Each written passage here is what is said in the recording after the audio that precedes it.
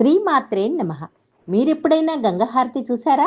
సాయం సంధ్యా సమయంలో కాశీలో దశాశ్వమేధ ఘాటు, మణికర్ణిక ఘాటు, హరిశ్చంద్ర ఘాటు మరికొన్ని ముఖ్యమైన ఘాట్లలో ఇలా గంగకు హారతి ఇస్తారు. ఇది చూడటానికి కన్నుల పండుగగా, వినటానికి వీణుల విందుగా ఉంటుంది.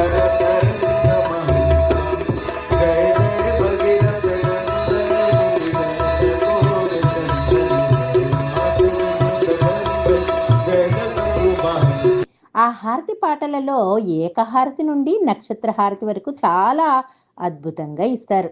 ధూపదీపాలతో రంగురంగుల సువాసనలతో కూడినటువంటి పూలతో హారతులు, ఆ ధూపం అయితే ఆకాశంలో రింగురింగులు తిరుగుతూ ఉంటే మబ్బులు కమ్ముకున్నట్లుగా ఉంటుంది చూడటానికి.